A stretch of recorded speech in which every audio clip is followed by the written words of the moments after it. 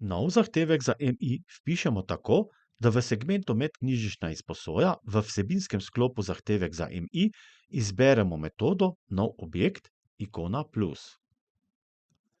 Odpre se okno za vpis števila novih zahtevkov za MI in izbiro vrste naročnika. Pri številu zahtevkov za MI vpišemo število novih zahtevkov za MI, izberemo naročnika, člana ali partnerja in kliknemo gumb V redu. Za izbrano vrsto naročnika se odpre iskalnik Iskanje član ali iskanje partner. Poiščemo in izberemo naročnika.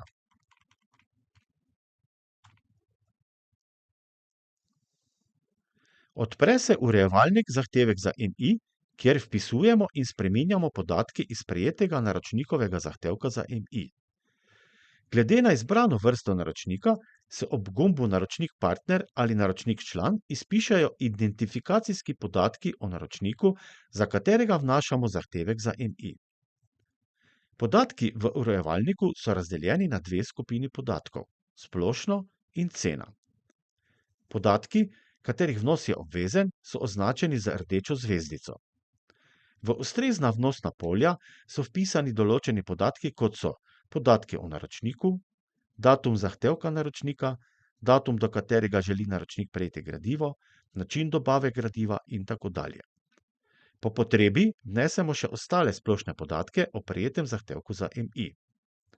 Nato vnesemo podatke o gradivu.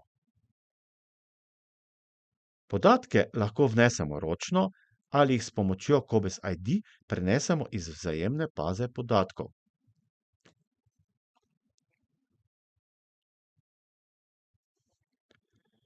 Podatke o gradivu shranimo s klikom na gumb V redu.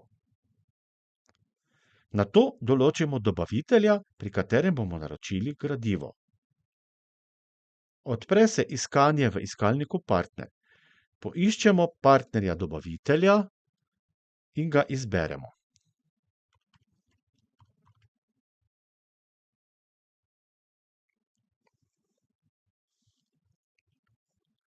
Vkolikor storitev zaračunavamo, določimo znesek, ki ga bomo naročniku zaračunali za dobavljeno enoto gradiva.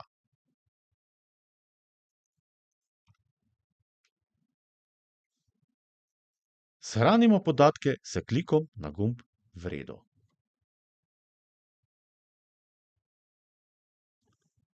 Poglejmo še obdelavo prejetih naročil Cobiss, Cobiss Lip, Cobiss Plus. Prejeta naročila Cobiss Lip ali Cobiss Plus poiščemo v vsebinskem sklopu Zahtevek za MI s postopkom Pokaži prejeta naročila Cobiss, Cobiss Lip, Cobiss Plus ali preko gumba za spremljanje zahtevkov za medknjižnično izposojo z informacijo o številu prispelih zahtevkov. Odpre se okno Prejeta naročila Cobiss Lip, Cobiss Plus, kjer označimo zahtevek, ki ga želimo obdelati in kliknemo gumb Izberi.